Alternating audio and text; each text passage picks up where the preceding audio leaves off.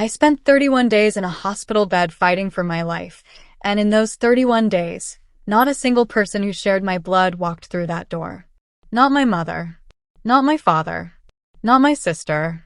I want you to sit with that number for a second. 31 days. That's over 400 hours of monitors beeping, of nurses changing my 4 at 3 a.m., of me staring at a ceiling tile with a water stain shaped like Texas, wondering if today was the day my heart would just decide to stop trying. And in all of that time, the people who were supposed to love me unconditionally couldn't find one single hour to show up. My name is Calla. I'm 28 years old, and this is the story of how my family taught me, in the cruelest way possible, exactly how much I was worth to them, and how I taught them something back. It started on a Tuesday. I remember because Tuesdays were my gym days, and I never made it. I collapsed in my kitchen making coffee, and the next clear memory I have is fluorescent lights and a stranger in scrubs asking me my name like it was a test I might fail.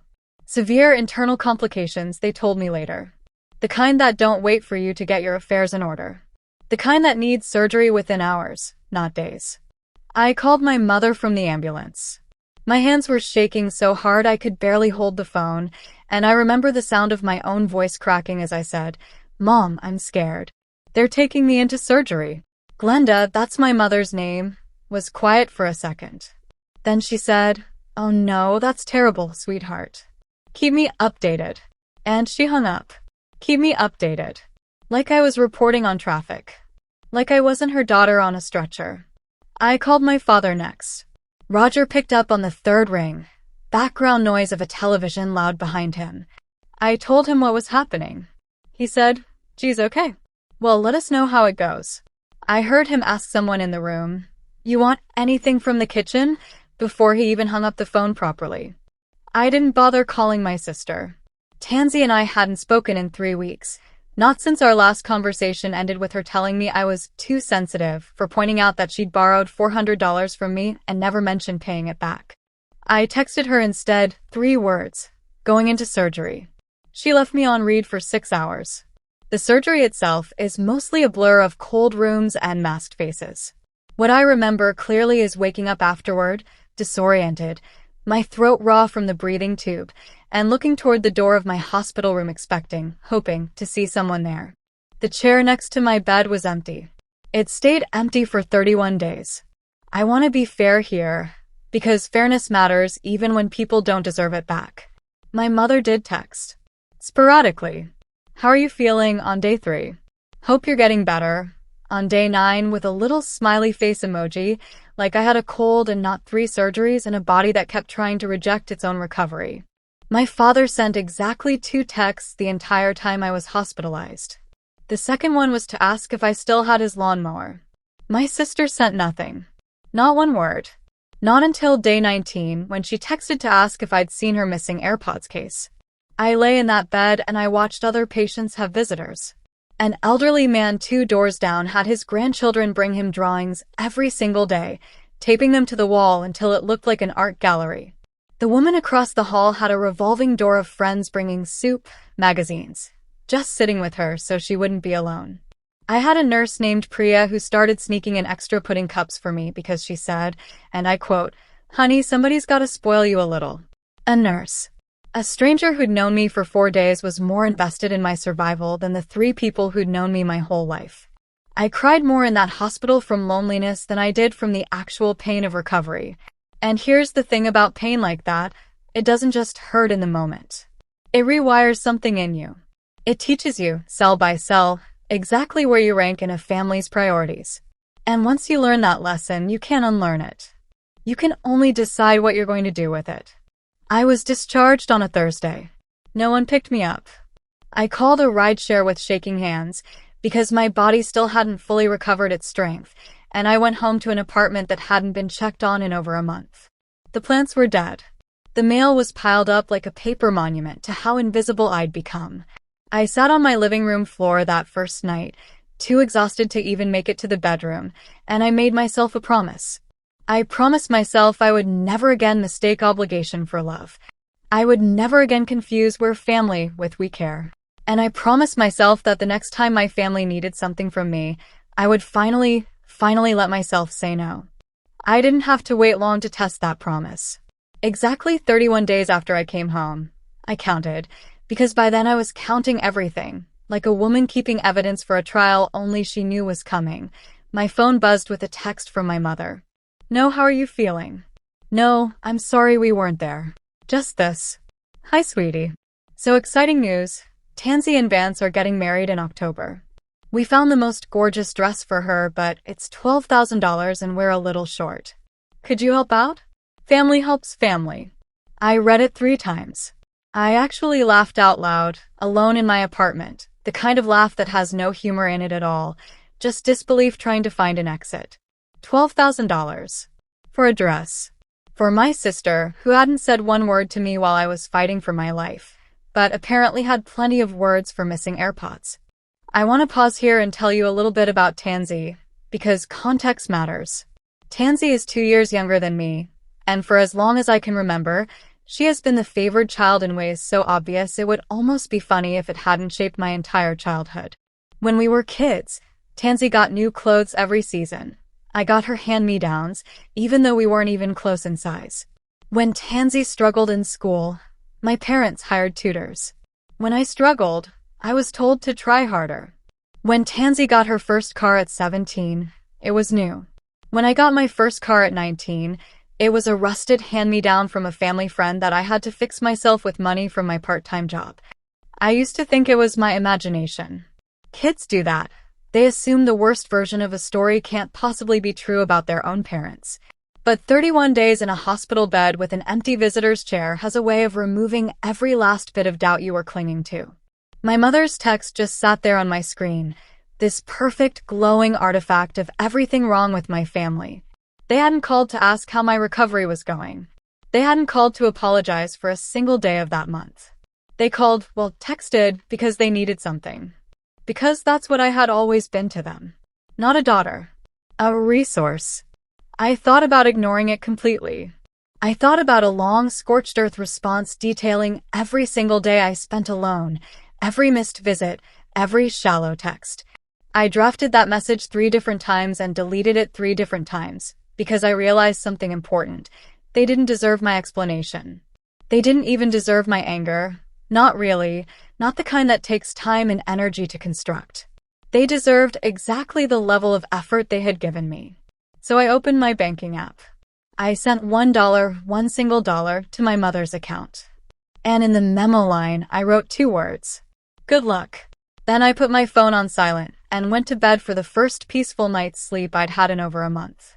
I want you to imagine the chaos that erupted the next morning, because I certainly did, lying there smiling at my ceiling like I'd just won something. And as it turns out, my imagination wasn't far off. My phone exploded. 11 missed calls from my mother. 6 texts from my father, a man who had texted me exactly twice during my entire hospitalization, suddenly finding the motivation to type in full paragraphs.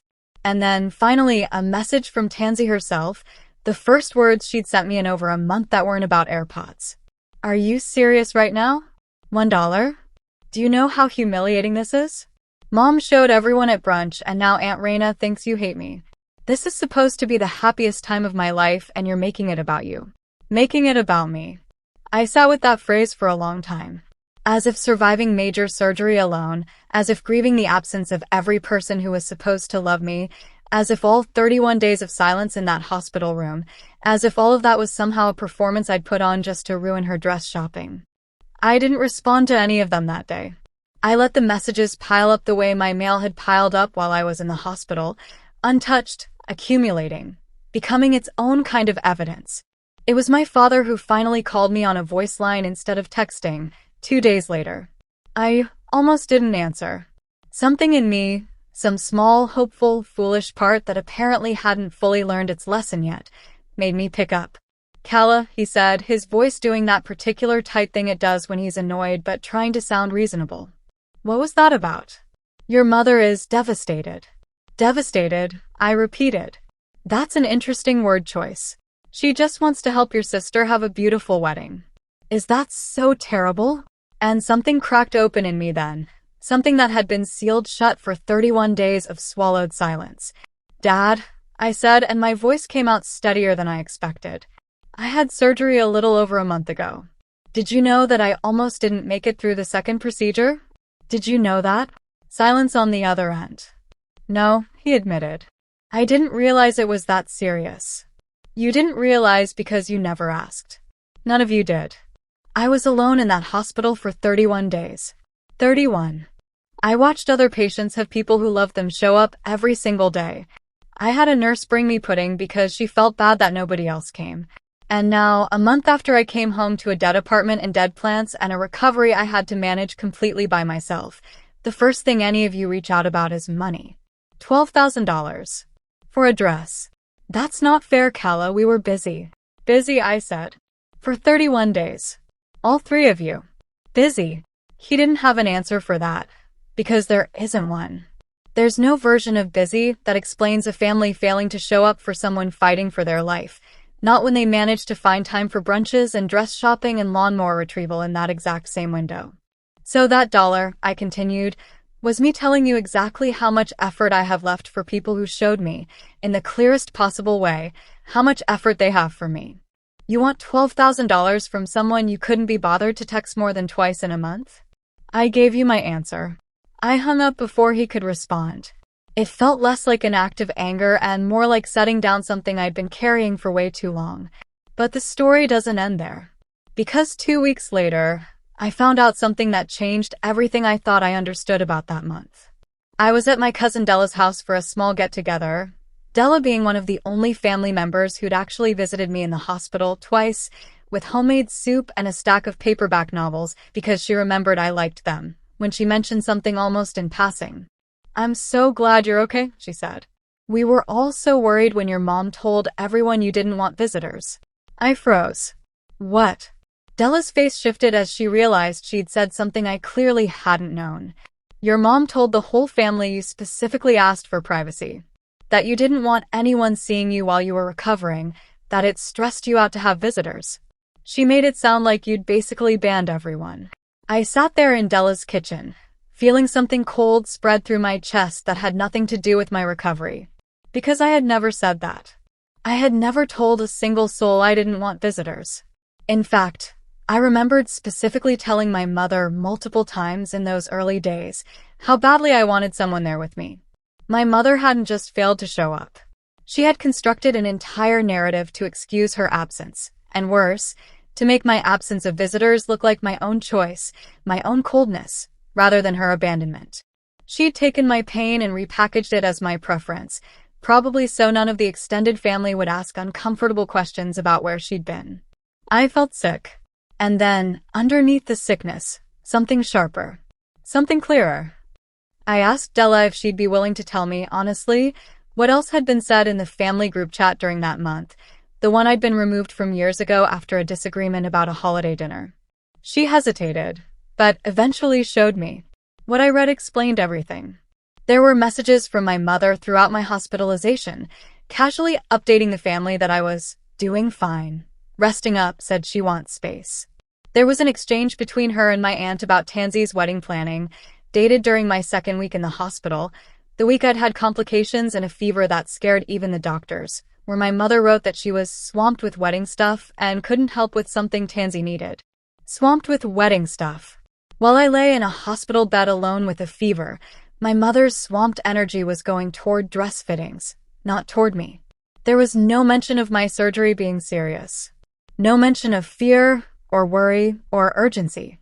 Just a quiet, convenient erasure, so that nobody in the extended family would think to show up and complicate the story she was telling. I sat in my car outside Della's house for almost 20 minutes after I left, just breathing, recalibrating everything I thought I understood about that month. I had thought my family's absence was simple negligence, busyness, selfishness, the ordinary failures of imperfect people. But this was different. This was a choice, dressed up and disguised, specifically engineered so that I would carry the abandonment alone and silently, without even the dignity of other people knowing what had actually happened. That's when I decided the dollar wasn't enough. Not because I wanted revenge for revenge's sake, but because I refused to keep being the only person who knew the truth. I didn't scream. I didn't post some dramatic statement online tagging everyone I knew. What I did was quieter, and far more effective. I asked Della to add me back to the family group chat, just temporarily, just so I could say one thing, and when she did, I posted a single message, timestamped and undeniable, a screenshot of my hospital discharge paperwork showing the dates of my admission and surgery, alongside a simple line. For anyone who was told I didn't want visitors, that wasn't true. I asked for help and support every single day I was in there. I just didn't get it. I think everyone deserves to know that before the wedding planning continues. I left the group chat immediately after sending it, before anyone could respond, because I didn't need their reaction. I just needed the truth to exist somewhere outside of my own head. The fallout, from what Della told me later, was significant. Aunt Raina, the same aunt who'd apparently been told I hated Tansy over the dollar incident, called my mother directly to ask what was going on. Other relatives who'd quietly wondered why no one mentioned visiting me suddenly had their answer, and it wasn't flattering to anyone but me.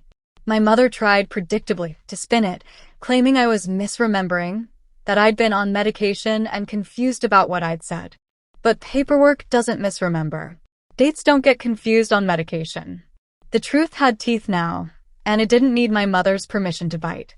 As for the wedding dress, I heard, through Della, because I'd made it clear I wasn't interested in direct contact with my parents or Tansy anymore, that they ended up scaling back significantly. No $12,000 dress. A much smaller budget, a much smaller circle of guests, because apparently several relatives who'd been excited to contribute suddenly developed a newfound reluctance once they understood the full picture of what had actually happened during my hospitalization. I didn't do any of that to sabotage Tansy's wedding. I want to be honest about that. I did it because I refuse to be a person who absorbs cruelty quietly just to maintain someone else's comfortable narrative. If the truth made things harder for them, that wasn't my doing. That was simply the natural cost of the lie finally meeting daylight. It's been several months now.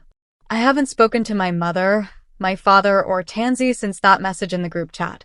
No grand reconciliation. No tearful apology that suddenly makes all of it make sense. Just silence, the same silence they gave me for 31 days, except now it's a silence I chose, and there's a strange peace in that. What I have instead is Della, who shows up. I have Holt, someone I started seeing a few months after my discharge, who once drove 40 minutes in the rain just to bring me soup when I had a regular cold, because he said, and I'll never forget this, that's just what you do for someone you care about. I have a small circle of people now who understand that showing up isn't optional, isn't conditional, isn't something you do only when there's a wedding to plan or a favor to extract. I think about that empty chair next to my hospital bed sometimes. 31 days of it sitting there, untouched, a quiet monument to exactly where I ranked. But I don't think about it with the same grief anymore. I think about it as the moment I finally understood the difference between people who are family by blood and people who are family by action. So here's what I want to ask you, because I think about this more than I probably should. If the people who are supposed to love you unconditionally only show up when they need something from you, do you think that $1 and 2 words was too harsh? Or was it exactly the answer they deserved? If you've ever had to learn the hard way who actually shows up for you, you already know exactly where the story lives. This has been Velyra Payback. New stories every single day.